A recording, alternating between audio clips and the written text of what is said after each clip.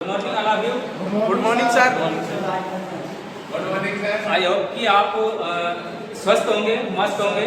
ठीक है, मैं समझता हूँ कि आप सभी ठीक होंगे। ठीक है, जैसा कि कल हमने जो पिछली वीडियो में हमने क्लास ली थी, वो हमारे सेल एंड बैटरी का जो चैप्टर चल रहा था। सेल एंड बैटरी में हमने सेलों का सीरीज और समानांतर संयोजन को पढ़ चुके थे।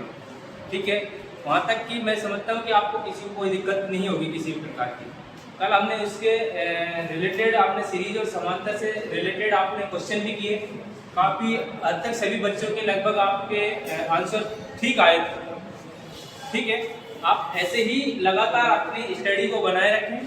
ठीक है, और थोड़ा पढ़ने में थोड़ा ध्यान दें। ठीक है, तो आज हम उसका नेक्स्ट सेशन को हम आगे बढ़ाएंगे।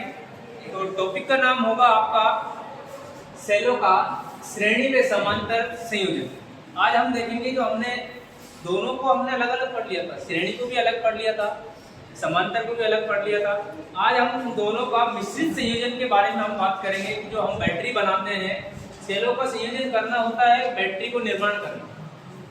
ठीक है, सेलों का जो निर्माण करते हैं हम, उस सेलों को श्रेणी समांतर में जोड़ने का उद्देश्य होता है हमारा बैटरी को डिजाइन करना। बैटरी हम डिजाइन करेंगे तो बैटरी हमारे पास जो बैटरी होती है उसकी जो रेटिंग होती है एम्पियर आवर में होती है।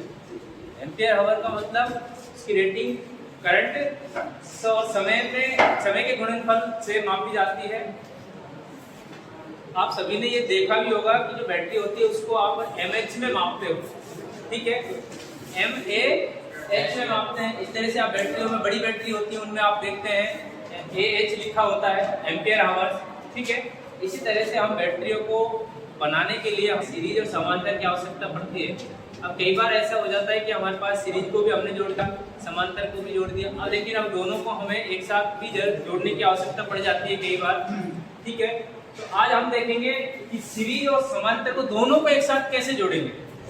ठीक है, सीरीज और समांतर दोनों एक साथ कैसे होंगे। जैसा कि मैं आपको एक डायग्राम बना के बता रहा हूँ। आपको ये पता है कि आपका जो सेल का जो सिंबल है, ये इसका इंटरनल रेजिस्टेंस है, ये आप सभी समझते हैं।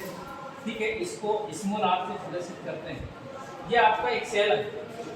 ठीक है, एक सेल जो है, ठीक है, ये जो सेल है, ये सेल आपके ऐसे ही सेल आपको बहुत सारे सेलों को आपको सीरीज में भी जोड़ना है और समांतर में भी जोड़ना है। अब देखो, मैं ऐसे सेल को एक और दूसरा सेल ले लेता हूँ जिसको आप यहाँ कनेक्ट कर देंगे। ठीक है, ये इसका दूसरे सेल का इंटरनल रेजिस्टेंस है, इसको हम इसका जो EMF है इक्वल कर देंगे, ये आपका E2 हो जाएगा, ये स्मॉल R1। दो सेलों को आपने किसमें जोड़ दिया, श्रेणी क्रम में जोड़ दिया। ठीक है, ऐसे दो सेलों को श्रेणी क्रम में जोड़ के हमें पैरेलल बनाना है। ठीक है, ये पॉजिटिव प्लेट है, ये नेगेटिव प्लेट है, ये इसका इंटरनल रेजिस्टेंस है। दूसरा आपको सेल जोड़ना है, ये इसका इंटरनल रेजिस्टेंस है।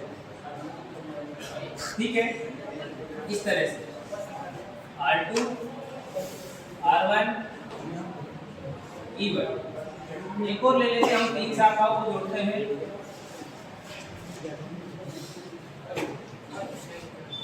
समझ में आ रहा है यहाँ पे? Yes sir. ठीक है, इस तरह से आपने तीन शाखाओं को आपने लिया है, जिसमें देखो ये आपके स्लाइड में आप देखते हैं तो आपके दो सेल सीरीज में जुड़े हुए हैं। समझ में आई बात? दो सेल सीरीज में जुड़े हुए हैं। ऐसे ही इसमें दोनों सीरीज में जुड़े हुए हैं, इसमें भी दोनों सीरीज में जुड़े हैं। लेकिन हमारे पास जो तीन लाइन है, इन तीनों को अगर पैरेलल में जोड़ना है तो इस तरह से हम इनको कनेक्ट कर देंगे। ठीक है, और यहाँ से आप एक एक्सटर्नल रेजिस्टेंस ले लेंगे जिसको आप क्या कहते हैं, कैपिटल आर। अब देखो, यहाँ से आपको दिख रहा होगा कि ये आपकी पहली शाखा है जिसमें दो रेजिस्टेंस सीरीज में जुड़े हुए हैं, ये इसमें दो सीरीज में है, ये दो सीरीज में है। लेकिन ये दोनों प्रत्येक शाखा के दो दो सेल आपके एक दूसरे के क्या जुड़े हुए हैं, समानांतर में जुड़े हुए हैं। ये बातें आपको समझ में आ रही है? अब देखो, यहाँ पर एक शाखा यहाँ जुड़ी हुई है, एक यहाँ पर है और एक यहाँ पर है। तो ये जो शाखा है, नंबर 1, नंबर 2, नंबर 3। ठीक है, समझ में आई बात? अब जो शाखाएं हैं इनको तो हम, ये आपको पता लग गया होगा कि ये क्या है, ठीक है, ये हमने पहले पढ़ चुके थे। तो 3 शाखा है, तो हम यहाँ पर इन शाखाओं को m से प्रदर्शित करते हैं। किससे प्रदर्शित करते हैं? m से प्रदर्शित करते हैं। अब देखो हमें यहाँ क्या करना है। सबसे पहले आप ये देखो कि अब पहली शाखा को आपने यहाँ जोड़ा है, दूसरी को जोड़ा है, तीसरी को जोड़ा। अब इसका हमें एक फाइनली यहाँ एक करंट को आपने देखना है कि यह करंट I का मान कितना होगा। बात समझ में आई? करंट का मान कितना होगा। अब देखो यहाँ से आपके ये दोनों सीरीज में जुड़े हुए हैं, तो आपको पता है कि जब आपके सीरीज में रेजिस्टेंस जुड़े हुए थे, रेजिस्टेंस क्या होता है? जुड़ता है। समझ में आई? और वोल्टेज भी आपकी क्या होती है? जुड़ती है। समझ में आई बात? तो आपने यहाँ पर क्या किया हुआ है? दोनों सेलों को जोड़ा हुआ है। 2 सेल हैं, तो आपका E1 जुड़ जाएगा। तो कितने हैं? 2। या मैं इसको NE कह दूं। समझ में आई बात? टोटल EMF जो है आपका क्या हो जाएगा? NE। इसमें आपके कितने भी सेल जुड़े हुए हो सकते हैं सीरीज में। बात समझ में आई? ठीक है। ऐसे ही आपके इंटरनल रेजिस्टेंस से सेल का तो 2 रेजिस्टेंस जुड़े हुए हैं। ऐसे ही मैं आपके पास ये भी बहुत सारे हो सकते हैं, इसको मैं क्या कह दूं? NR कह दिया। बात समझ में आई? यहाँ तक समझ में आ रही है बात? Yes sir. अब यहाँ से हम नेक्स्ट शाखा, दूसरी शाखा पे आप जाएंगे, तो इसका भी वही सेम स्थिति है। ये आपका NE हो जाएगा, ठीक है, और आपका NR हो जाएगा। ये NR क्यों लिख रहा हूँ? समझ में आ रही है? NR इसलिए लिख रहा हूँ क्योंकि समान मान के रेजिस्टेंस आपके 2 से अधिक अगर कितने भी हों, आप उनको यहाँ से इस तरह से उनका सीरीज में जुड़े हुए, तो आप उनका रेजिस्टेंस निकाल सकते हैं। बात समझ में आई? इसी तरह से तीसरी शाखा है जिसका NE बराबर NR। यहाँ तक की बातें आपको समझ में आ गई होंगी। ठीक है। अब देखो, अब मैं आगे क्या करना जा रहा हूँ। यहाँ से हम आपको पता है ये तो आपकी दोनों सीरीज में जुड़ गए, ये भी दोनों सीरीज में, ये दोनों सीरीज में। अब मेरा कहने का मतलब है आपका जो सर्किट बनता है, वो सर्किट आपका ये बनेगा।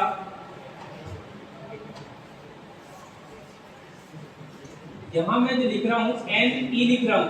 समझ में आ रही है भाई? NE क्यों लिख रहा हूँ? और ये आपका NR। ये मतलब कि आपकी ये जो शाखा है, ये दोनों सेलों को मिलाकर मैंने एक सेल बना दिया। Yes sir. समझ में आ गई बात? ऐसे ही मैं दूसरे सेल को दोनों को एक साथ मिलाकर मैं यहाँ बना रहा हूँ। ठीक है, ये पॉजिटिव है, ये नेगेटिव है, और ये इसका इंटरनल रेजिस्टेंस है। ये भी आपका NR हो जाएगा, ये भी NE हो जाएगा। किसी को कोई दिक्कत है समझने में? नहीं सर। भाई इन दोनों सेलों को मिलाकर एक सेल बना दिया। Yes sir. इन दोनों सेलों को मिलाकर एक सेल बना दिया। Yes sir. ठीक है। अब तीसरी शाखा जो है उसका भी हम इसी प्रकार करते हैं।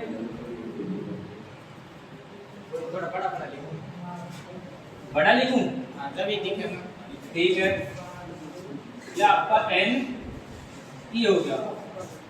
तीनों शाखा आपकी समानांतर में है, ठीक है, और आपका सर्किट है इस तरह से बनेगा। Yes sir. बात समझ में आई? इसको कहेंगे आप, ये आपकी जो शाखाएं हैं 3, 1, 2, 3, इनको आप क्या कहेंगे? M से प्रदर्शित करेंगे। बात समझ में आई? ये M का मतलब है शाखा, नंबर ऑफ शाखा है, मतलब नंबर ऑफ पैरेलल पाथ। अब देखो ये एक सेल ये है, एक सेल ये है, एक सेल ये है, तीनों सेल आपके क्या है? पैरेलल में जुड़े हुए हैं। बात समझ में आई? अब पैरेलल का मतलब भी आपको पता है कि पैरेलल में आपके पास कितने भी सेल जुड़े हुए हैं, उनमें जो EMF का मान होता है वो एक सेल के EMF के बराबर होता है। बात समझ में आ रही है? क्या होता है? एक सेल के EMF के बराबर होता है। अब यहाँ से एक सेल के EMF के बराबर मतलब कि आपके चाहे तीनों का लिखो तो एक का लिखो, बात एक ही, ये आपके एक सेल के EMF के बराबर हो गया। बात समझ में आई? अब यहाँ पर पैरेलल में जुड़े हुए हैं, तो इंटरनल रेजिस्टेंस इनका NR है। बात समझ में आ रही है? अब पैरेलल में जुड़ा है, तो पैरेलल में रेजिस्टेंस का मान निकालने के लिए आप क्या करते हो? समान मान के आपके पास पैरेलल में रेजिस्टेंस जुड़े हैं, तो आप यही तो करते हैं, R/N। मतलब कि एक सेल का रेजिस्टेंस बटा में सेलों की संख्या, यही करते हो आप, तो समान मान के। अब देखो यहाँ पर ये तो हम करेंगे नहीं। अब आपके पास जो रेजिस्टेंस है वो कितना है? NR है। कितना है? NR है। तो यहाँ NR बटा में कितनी शाखाएं हैं? M शाखाएं। कितनी है? M शाखाएं। ये हमने M लिख दिया। बात समझ में आ गई यहाँ तक? ठीक है। अब इस सर्किट की अगर बात करें तो आपका ये जो R है ये इसका एक्सटर्नल रेजिस्टेंस है, जिसको मैं R लिख रहा हूँ। बात क्लियर है? और यहाँ पे आपको धारा का मान ज्ञात करना है, ठीक है। अब आपको पता लग गया होगा कि इस सर्किट में EMF कितना है और रेजिस्टेंस कितना है, ठीक है। और ये आपका R है तो ये भी आपका इसी में ही जुड़ जाएगा, ठीक है। अब देखो जो आपका I का मान है, I बराबर हमें पता है कि NE हो जाएगा। समझ में आ रहा है NE क्या है? ठीक है, NE बटा में NR बटा में M प्लस R, यह आपका धारा निकालने का फॉर्मूला है। बात समझ में आई? ठीक है। अब इसको आप ऐसे भी कर सकते हैं, इसका लघुत्तम लेके करो या फिर वैसे कर लो आप, ठीक है। फाइनली जो इसका आंसर है, ठीक है, वो अगर देखें तो आपके पास जो उत्तर आता है वो आपका यही आएगा। अब इसको मैं या फिर I बराबर मैं ये लिख लूँ, इसको अगर बुक में आपको इस तरह से देखने को मिलेगा NE बटा में R प्लस NR बटा में M, इस तरह से मतलब उल्टा भी देखने को मिलेगा। मैंने इसको पहले लिख दिया, उसको बाद में देखिए। अगर इसको हम सोल्व भी करना चाहें तो आप इसको ऐसे भी कर सकते हो, I बराबर में, क्योंकि ये इसके यहाँ अगर कुछ भी नहीं है तो इस तरह से हो जाएगा, एक प्लस का चिन्ह है तो लघुत्तम भी ले सकते हैं आप। तो आपका M बटा में R प्लस I बराबर में M R प्लस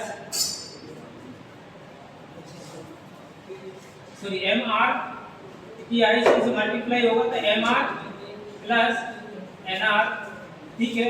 और इसके ऊपर जो क्या है आपका N E है। बस समझ में आई? अब देखो I बराबर अगर आप करना चाहो इसको NE बटा में MR प्लस NR, ठीक है। ये बटे के बटे में है तो ये कहाँ चली जाएगी आपकी? ऊपर चली जाएगी, ठीक है। यहाँ से M हो जाएगा, ये M से ये M कैंसिल हो जाएगा, तो आपके पास जो फाइनली जो धारा निकालने का जो फॉर्मूला है वो NE, ठीक है, बटा में R प्लस NR, ये होगा। ये फॉर्मूला आपको याद रखना है। ये चीज आपको समझ में आ गई? यहाँ तक किसी को कोई दिक्कत है? ठीक है, समझ में आ रही है सारी बातें? यस सर, ठीक है। किसी को कुछ पूछना है? अगर किसी को कोई चीज समझ में नहीं आई है तो वो मेरे से फिर से पूछ सकता है। अब मैं इस प्रकार के अगर सवाल आपको देने को अगर चाहूँ तो आप कर सकते हैं इस तरह के सवाल। जैसे कि आपका एक छोटा सा सवाल है कि मैं दे देता हूँ, आपको ट्राई करना कि हो जाए, ठीक है। सेल है, इसका EMF है आपका 2 वोल्ट, इंटरनल रेजिस्टेंस है 0.1 ओम, ठीक है। कितना है? 0.1 ओम। इसका भी 2 वोल्ट है, इंटरनल रेजिस्टेंस 0.1 ओम, ठीक है। इसी प्रकार से आपके पास कितनी शाखा है? 2 शाखाएं। आप करना इस क्वेश्चन को।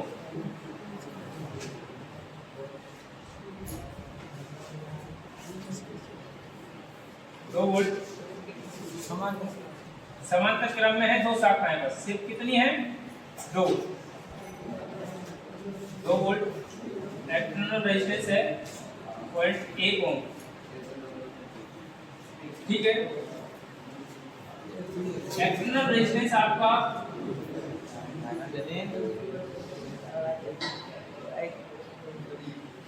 R का मान कितना है? 2 ओम है, ठीक है। क्या है? 2 ओम है। तो आपको यहाँ क्या करना है? धारा का मान निकालना है, ठीक है। करो, ठीक है। इस क्वेश्चन का हाँ इधर ध्यान दो, इस क्वेश्चन को करना है। अब देखो सेम इसी फॉर्मूले में आपको जैसे मैंने आपको समझाया तो इसी तरीके से ये सवाल है आपका। Yes sir. कितनी शाखाएं हैं? 2 हैं। 2 मतलब कि 4 सेल हैं। आपको 2-2 सेल करके ने आपको सीरीज में जोड़ा है और 2-2 को अपने एक दूसरे को पैरेलल में जोड़ा, ठीक है। अब देखो इसको करेंगे, पहले सबसे पहले क्या करेंगे? सीरीज देखेंगे आप, फिर पैरेलल देखना। सीरीज में आपके 2 वोल्ट का, ये 2 वोल्ट का सेल है, इनका इंटरनल रेजिस्टेंस कितना है? 0.1 ओम है। आप इसको एक सेल बना लो, सीरीज में वोल्टेज क्या हो जाती है आपकी, जुड़ जाती है। जैसे 4 कि वोल्ट। आगे क्या हो जाएगी, कितनी वोल्ट हो जाएगी, 4 वोल्ट। 4 वोल्ट हो गया। इसका इंटरनल रेजिस्टेंस कितना हो गया, 0.2। रेजिस्टेंस भी इसका जुड़ जाएगा 0.2 ओम। ठीक है, ऐसे ही दूसरे वाले को कर लेंगे हम। Yes sir. ये आपका 4 वोल्ट। सेल है जिसका ये पॉजिटिव है, नेगेटिव, पॉजिटिव है, नेगेटिव। कितना आया, 4 वोल्ट। इंटरनल रेजिस्टेंस 0.2 ओम। ठीक है, इनको पैरेलल में जोड़ देंगे। Yes sir. एक्सटर्नल रेजिस्टेंस कितना है, 2 ओम। कितना है, 2 R बराबर 2 ओम। ठीक है, अब आप कर सकते हो। Yes sir. एम शाखा यहाँ पर M आपके पास शाखा है, M का मतलब आप कितनी है, 2 है। अब देखो, आप इसी फॉर्मूले के अकॉर्डिंग आप कर सकते हैं। आपका EMF कितना है, पैरेलल में 4 वोल्ट, आई बराबर 4 वोल्ट। ठीक है, लिख लो आप। सर जी 8 है। E बराबर में 4 वोल्ट। ठीक है, आपका जो रेजिस्टेंस है, रेजिस्टेंस आपका जुड़ जाएगा, कितना हो जाएगा, R रेजिस्टेंस आपका कम हो जाएगा। 0.2 ओम पैरेलल में है, तो आपका रेजिस्टेंस R बटा में NR बटा में M हो जाएगा। NR आपको कितना है, 2 इंटू 0.2 बटा में 2। समझ में आई? Yes sir. ठीक है, ये 2 से 2 कैंसिल, तभी आपको कितना आया, 0.2 ओम ही आएगा। बात समझ में आ रही है यहाँ तक? Yes sir. ठीक है, अब देखो, अब आपका जो रेजिस्टेंस का मान है, R का मान कितना आया, 0.2 ओम। आपके पास EMF पहले गया। अब आपको निकालना क्या है, धारा का मान निकालना। वोल्टेज 4 है बटा में 0.2 ओम आपके पास। अब आप जो करंट आएगी वो आपकी धारा हो जाएगी। ठीक है, कितना आ रहा है इसका आंसर, 3.63 को 4 बोलिए।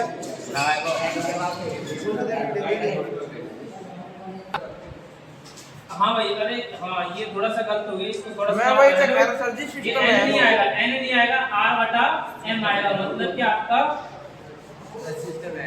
0.2 ओम बटा में 2 आ जाएगा। तो आपके पास जो होगा 0.2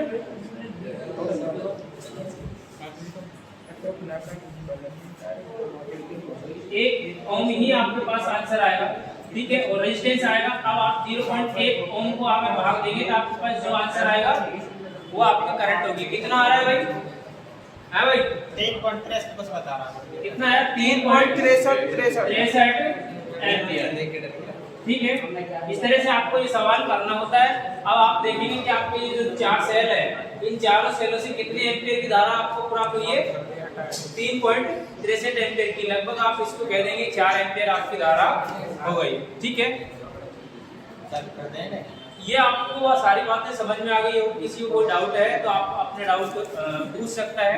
ठीक है, और जिस भी भाई का, किसी का, जिस भी स्टूडेंट का अगर कोई भी इश्यू है, तो आप कोई क्वेश्चन है तो आप कमेंट बॉक्स में लिखकर भेज सकते हैं। ठीक है, और आपको सेशन कैसा लगता है ये भी आप कमेंट बॉक्स में लिखकर भेजें। ठीक है, और आप सेशन को लाइक करें, फॉलो करें। लिंक आपको डिस्क्रिप्शन बॉक्स में दिया हुआ है। ठीक है, और चैनल को आप सब्सक्राइब तो करेंगे ही करेंगे। ठीक है, आप इसको अपने दोस्तों में शेयर करें। ठीक है, बहुत ज़्यादा आप अपने दोस्तों में इसको शेयर करें। ठीक है, आज का टेक्निकल में आपका बहुत बहुत स्वागत है। धन्यवाद, बाय।